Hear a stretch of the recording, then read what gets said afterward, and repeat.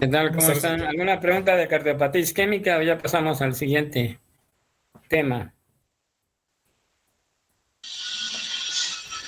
Yo, doctor. Sí, Doctor, bueno, una pregunta sobre el tema que vimos ayer que mencionó sobre angina de Prince Metal. Me quedó una sí, pequeña duda. Nos mencionó que, bueno, el dolor tipo Angor que se presentaba en los pacientes jóvenes iba acompañado de manifestaciones adrenérgicas. Mi sí. pregunta es, eh, ¿qué tan, bueno, o sea, qué tan frecuente es esta parte de que, o sea, si el dolor siempre va acompañado de estas manifestaciones cuando se presenta o puede ser en un principio solamente dolor y puede ir empeorando con el paso del tiempo? No, se presenta habitualmente con crisis de dolor, dolor precordial opresivo, y cuando va al hospital le tomamos en ese momento el electro y hay elevación del segmento ST.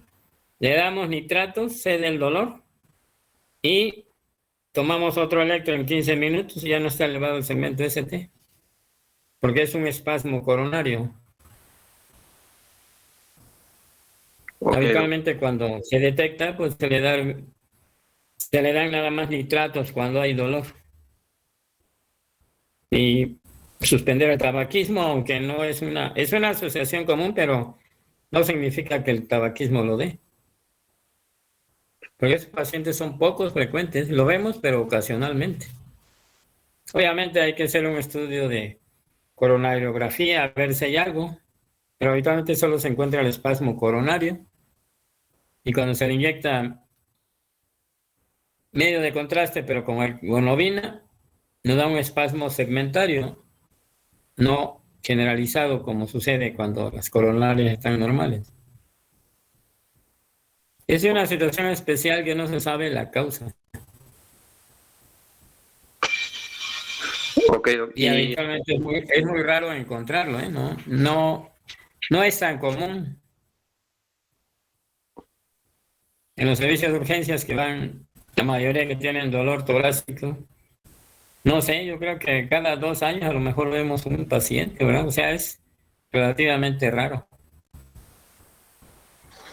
y el pronóstico bueno, como los pacientes que comenta eran jóvenes de 20 a 25 años, en su Sí, vida, de 20 a 30 años la edad promedio. y bueno, en su vida adulta, digamos en sus 40 años, 45, ¿tienen algún mal pronóstico estos pacientes? Pues no lo hemos seguido, pero en realidad se dice que no tiene mal pronóstico. Pero sí hay que estudiarlo bien, que no tenga alguna otra cosa. Hacer una coronariografía pero es raro, la angina de Primet es raro. Se llama vasoespasmo coronario o angina variante. Son pocos frecuentes, ¿eh? No creas que lo vas a encontrar a diario, a lo mejor nunca lo ve uno. He visto nada más como 5 pacientes, estoy hablando como de 30 años de estar en urgencias o más. O sea, realmente es una patología rara, pero que tenemos que tener en cuenta en pacientes jóvenes. Claro, el paciente joven lo primero que pensamos es adictos a cocaína, ¿verdad? Que si produce espasmo coronario, pero nunca he visto las mismas características, no las tiene. Gracias, doctor. Sí, sí, realmente ya son cosas raras de la medicina eso. Bueno, vamos a continuar, ahora vamos a ver cardiopatía congénita. Nos pasamos a los niños ahora. Cardiopatías congénitas, aunque algunos adultos pueden tener cardiopatía congénita que haya desapercibido, que haya pasado desapercibido o que lo sepa, pero no recibió tratamiento oportuno. Las cardiopatías congénitas pueden ser muy complejas. Entonces, solo vamos a mencionar las cardiopatías congénitas más comunes. Y sobre todo, las más comunes son las que hemos comentado, las características del soplo. Persistencia del conducto arterioso, lo que llaman algunos solo conducto arterioso permeable, solo ductus. Comunicación interatrial y comunicación interventricular. Esas son las más comunes. Los demás realmente son cardiopatías complejas que se necesita tratamiento especializado. A ver, vamos a ver esta radiografía. Una radiografía de tórax que realmente es muy raro. Yo solo la he visto una vez en mi vida, seguramente hay más casos. Esta radiografía de tórax, ¿qué me puede decir si hay cardiomegalia o no hay cardiomegalia? Pues ni siquiera hay corazón, ¿no? ¿Mm?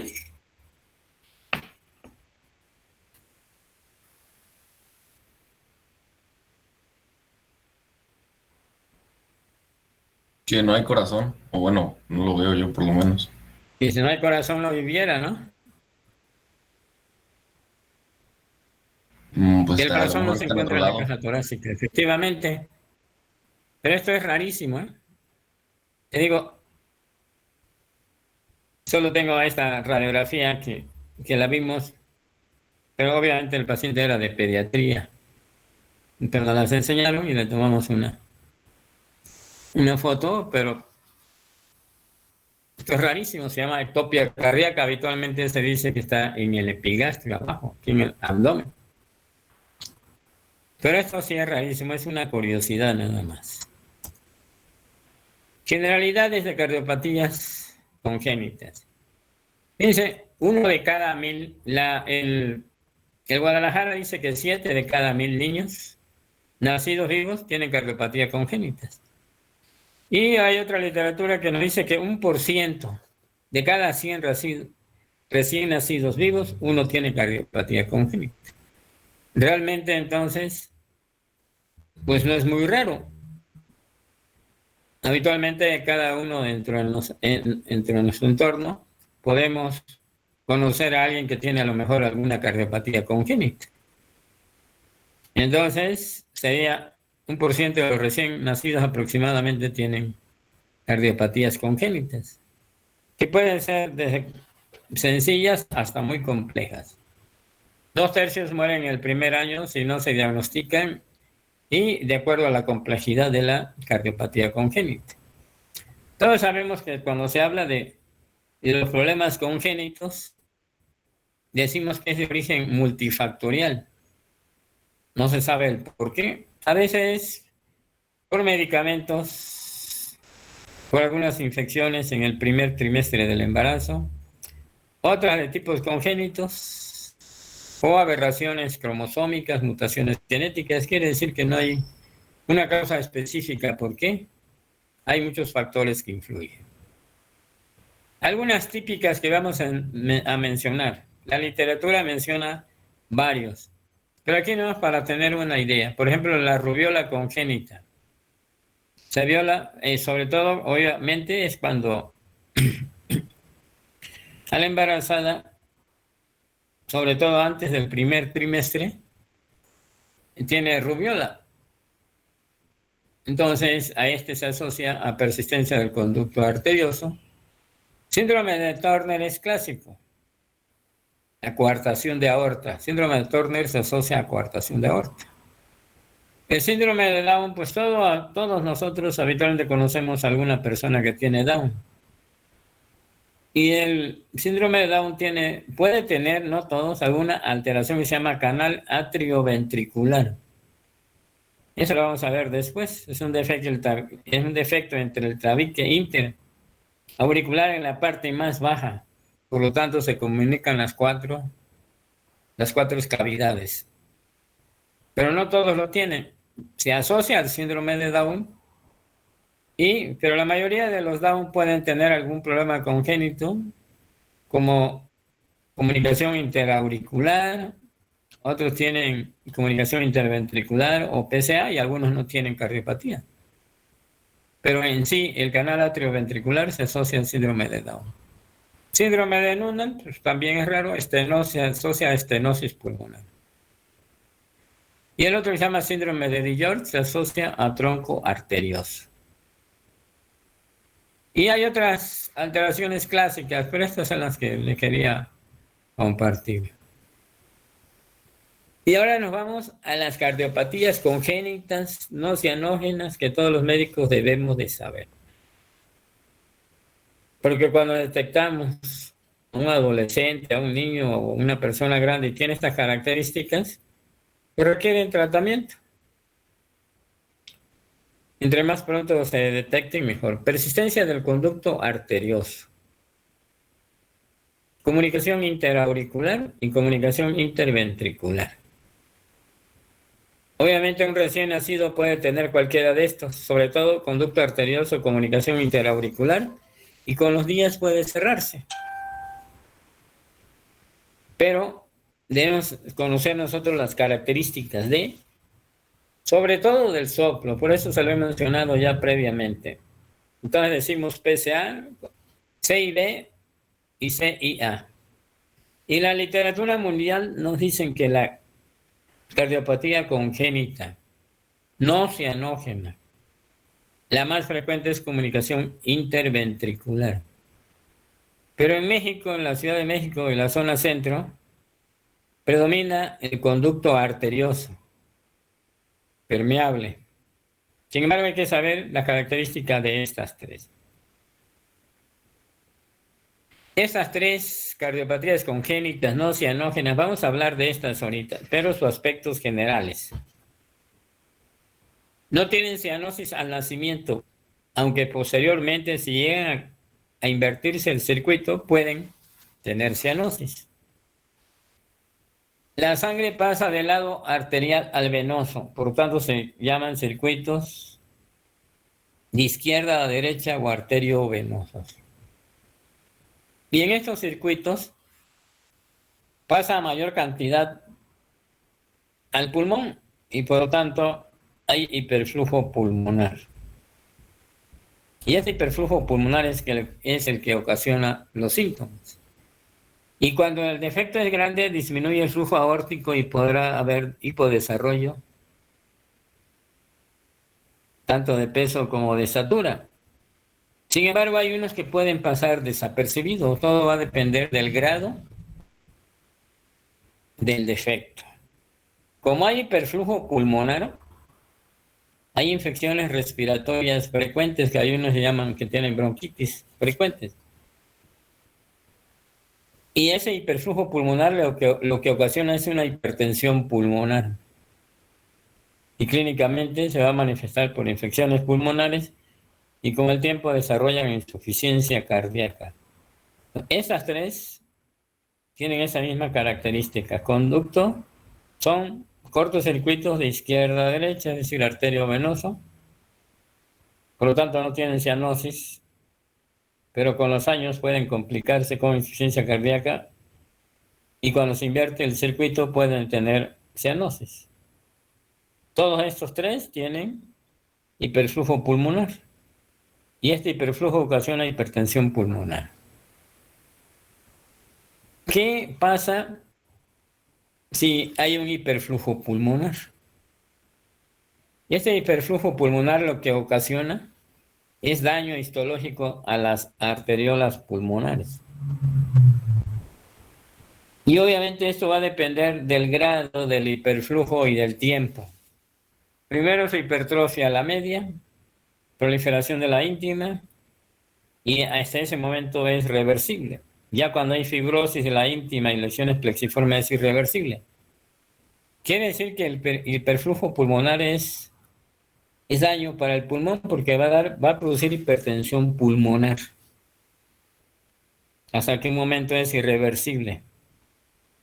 Y cuando hay gran hipertensión pulmonar, entonces el flujo se invierte. Y en lugar de ser de izquierda a derecha, ahora es de derecha a izquierda. Pero vamos a ver cada una en forma específica. Conclusión, el hiperflujo pulmonar ocasiona hipertensión pulmonar, que puede ser grave, desarrollar insuficiencia cardíaca izquierda y algo que se llama síndrome de Eisenmenger. Es decir, y cuando el cortocircuito se invierte y en lugar de ser de izquierda a derecha, es de derecha a izquierda. Y en ese momento ya no es posible operar al niño. Ya no se debe de cerrar el Y el defecto, porque entonces el paciente se sobrecarga el ventrículo derecho y muchos pacientes fallecen después de la cirugía. O del procedimiento, por lo tanto, ya no se hace. Otras cardiopatías ya menos comunes, pero también hay,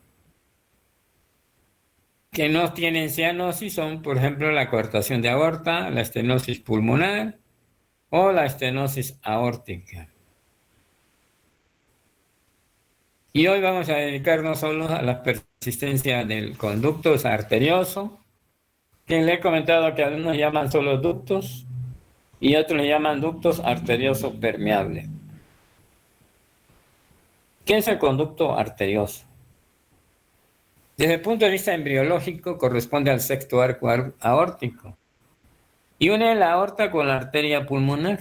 En la vida fetal se está pasando sangre de la arteria pulmonar a la aorta.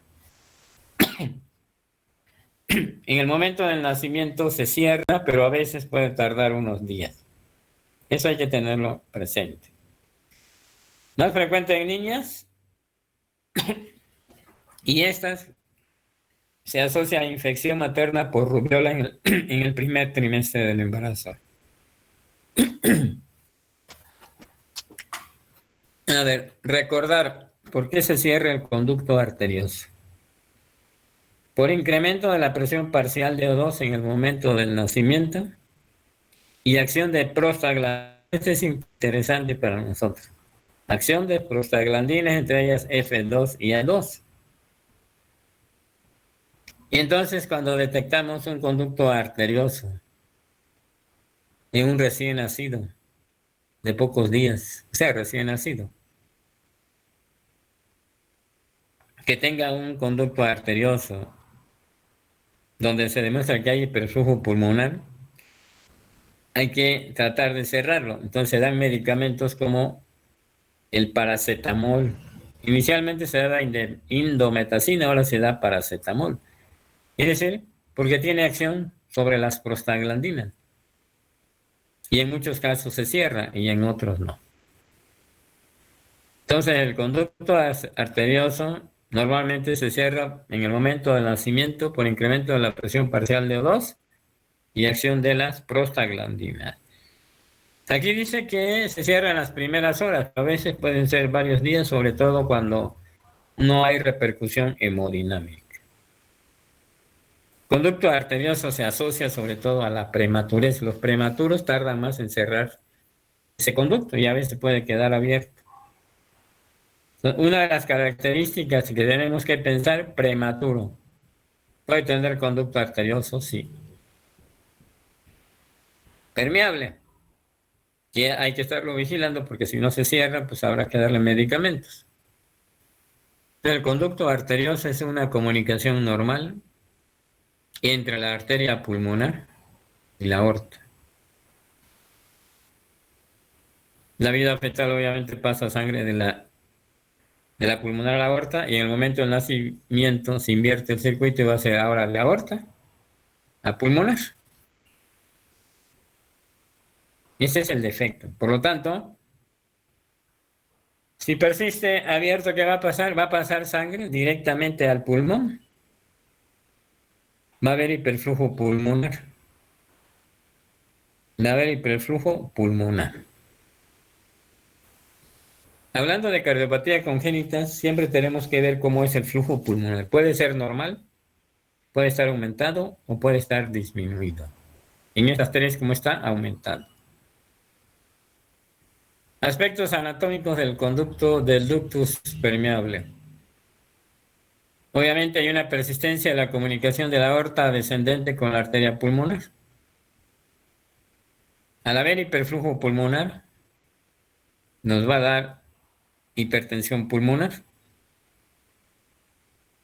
Entonces el ventrículo derecho tiene que ir aumentando poco a poco su presión, porque está aumentando la presión de la arteria pulmonar y se va hipertrofiando. Y con el tiempo, ese ventrículo es más fuerte y el cortocircuito se invierte. Entonces, esta presión se transmite a la arteria pulmonar y va a pasar sangre entonces cuando se complica de la pulmonar a la aorta. Por eso ya está complicado. ¿Qué cavidades crecen? Importantísimo, y los dos aspectos fundamentales que tenemos que saber es aspectos anatómicos. Dos, ¿con qué se asocia? Esto decimos que rubiola congénita, que sería más rara, y lo más común es prematuro. ¿Qué cavidades crecen? Aurícula y ventrículo izquierdo. Lo sobrecargan. ¿Cómo es el flujo pulmonar aumentado? Por lo tanto, va a haber con el tiempo hipertensión al pulmón.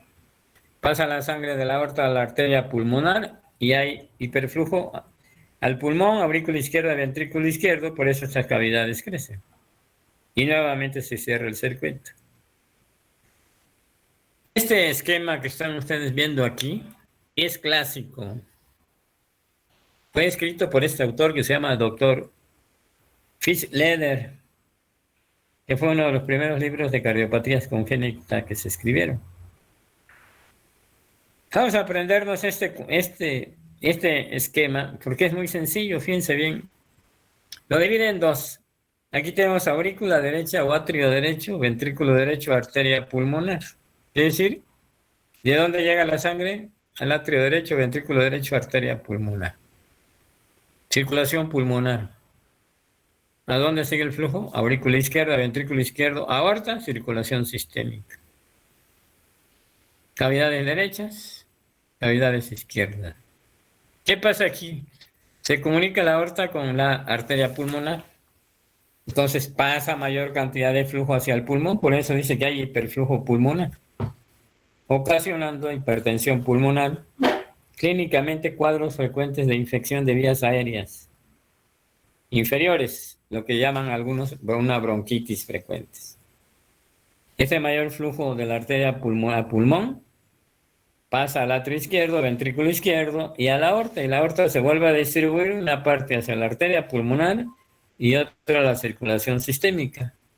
Entonces, cuando este defecto es grande, va a producir disminución del flujo sistémico e hipodesarrollo de estatura y peso en estos pacientes. ¿Qué cavidades crecen? En este cuadrito, fíjense bien, lo estás diciendo. Hiperflujo pulmonar. A ver, hipertensión pulmonar, ¿por qué le llega mayor flujo? Al pulmón. ¿A dónde sigue? Va a crecer aurícula izquierda y ventrículo izquierdo. Porque la aorta ya se distribuye una parte para la circulación sistémica y otra para la arteria pulmonar. Por eso este cuadro explica la sintomatología y crecimientos de cavidades. En prematuros va a depender del tamaño del ducto, qué flujo pasa por ese conducto.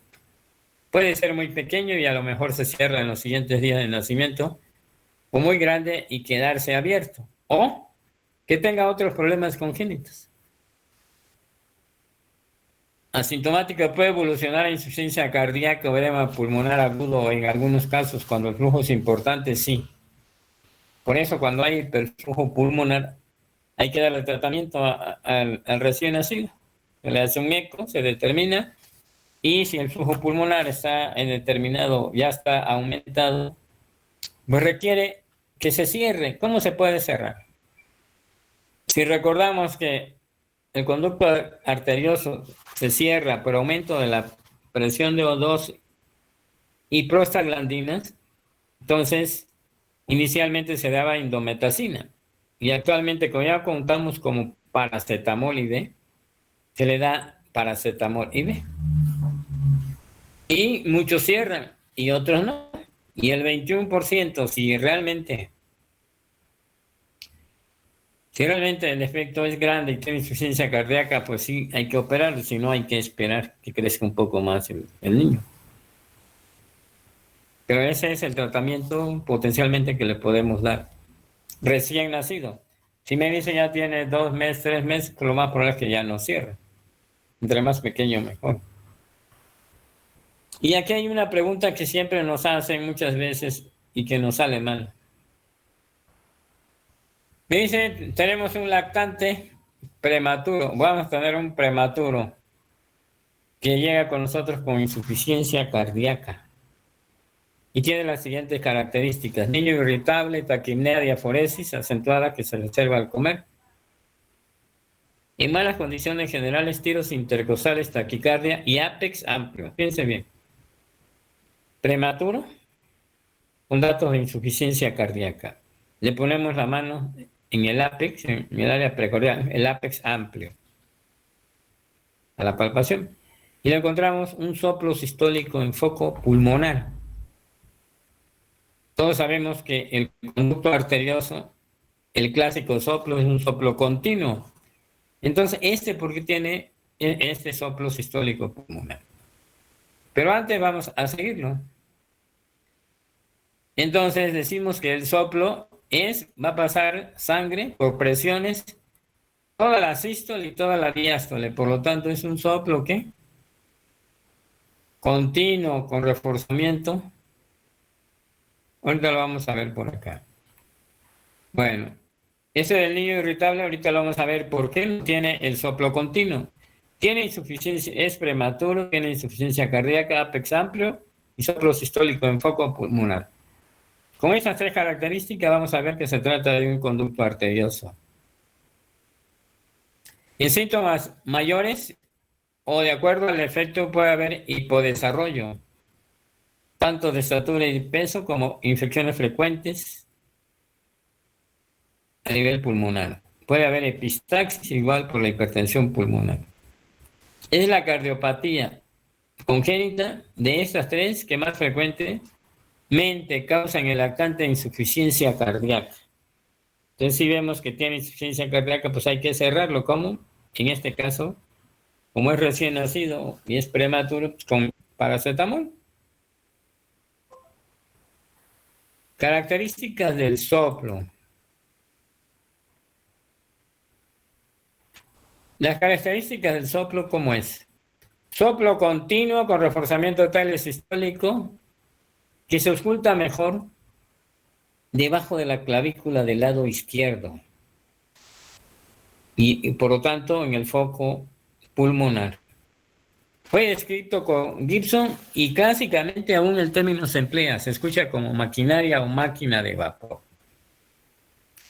Y el pulso es un pulso saltón, quiere decir que el ápex va a estar amplio porque le llega mayor volumen.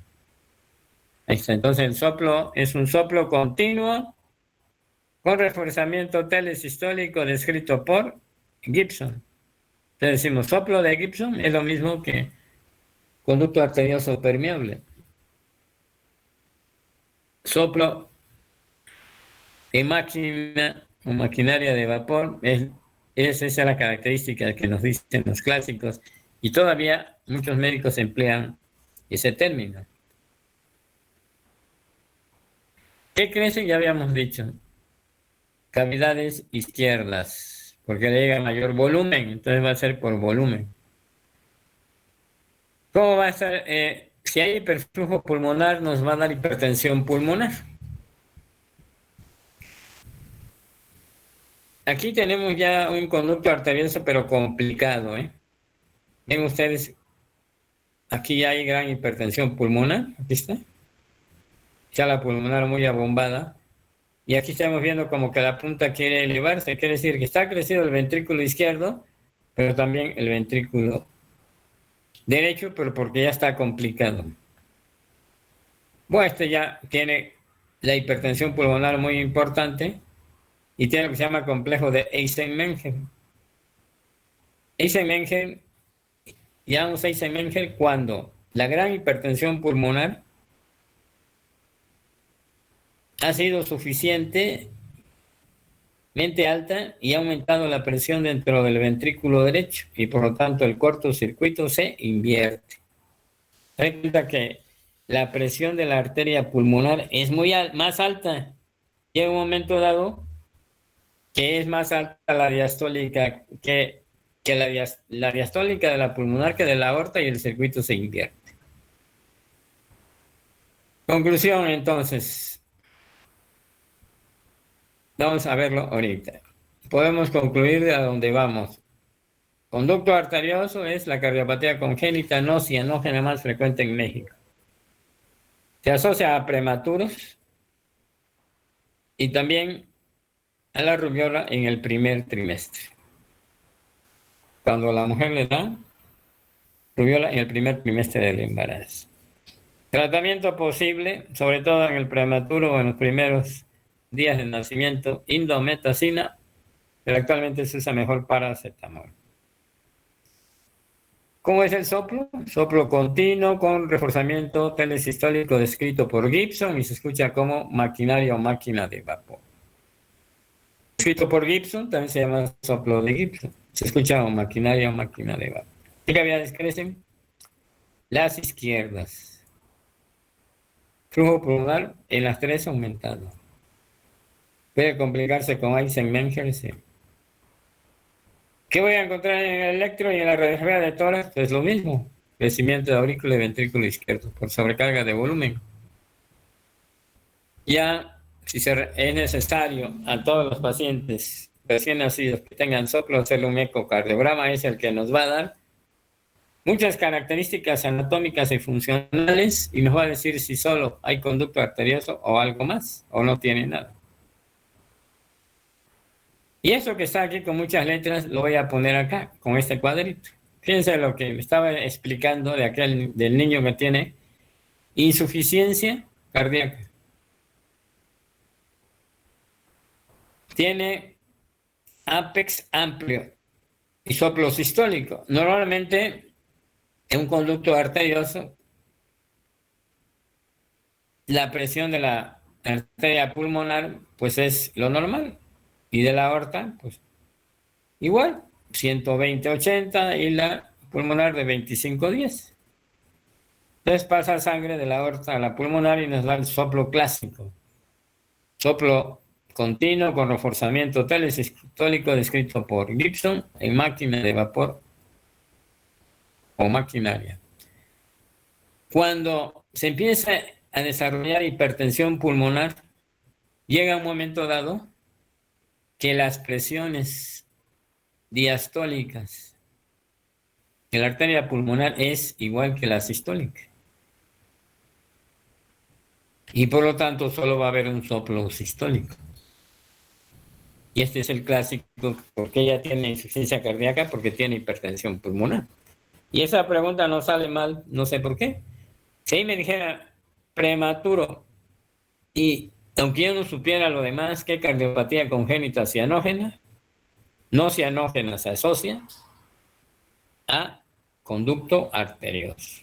Esa es la clave, prematuro. Y ya, si tiene datos de insuficiencia cardíaca, ápex amplio y soplo sistólico, pues sigue siendo conducto arterioso. La clave es la prematurez. Y con los años, si esta presión sigue, se igualan las presiones sistólicas y diastólicas y el soplo desaparece.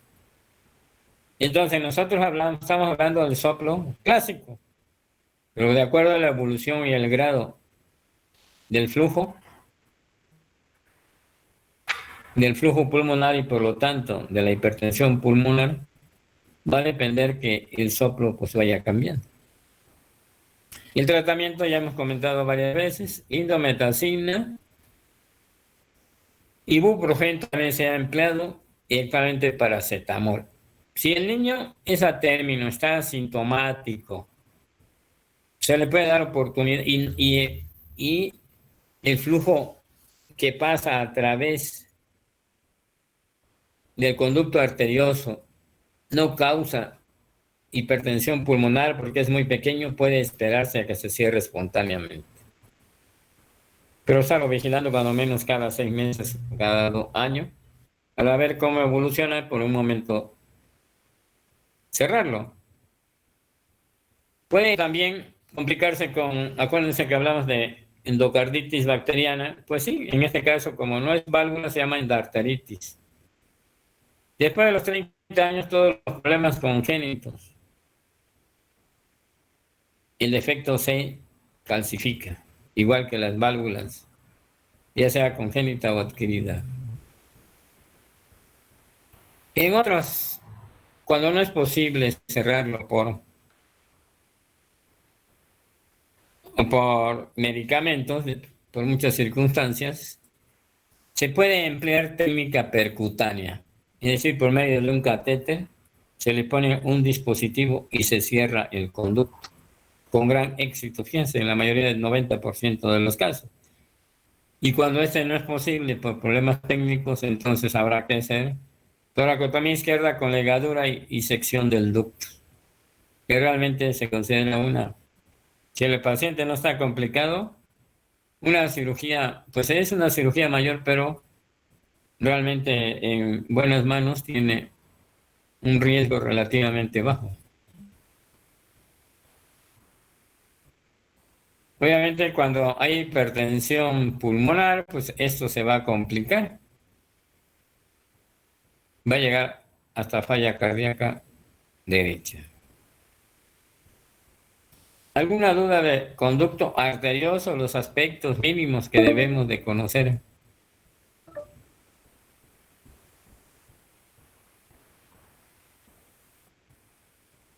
Bueno, el lunes continuamos con 6A y 6B, que son las tres cardiopatías congénitas no cianógenas más comunes que tenemos oportunidad de ver.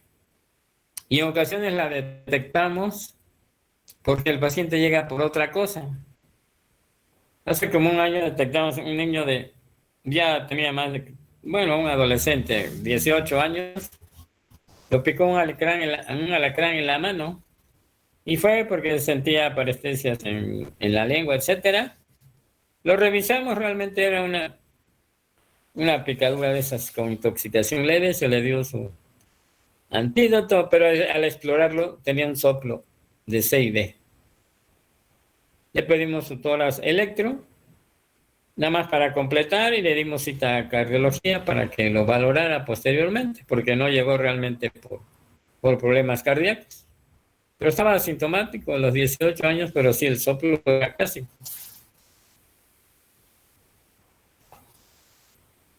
Por eso a todos nuestros pacientes hay que explorar el corazón. La mayoría no tienen nada, pero habrá uno que otro que se haya pasado desapercibido y que se puede detectar. Bueno, si no hay preguntas sobre las características del ductus, conducto arterioso, nos vemos el próximo lunes. Gracias, doctor. Hasta luego. Gracias, doctor.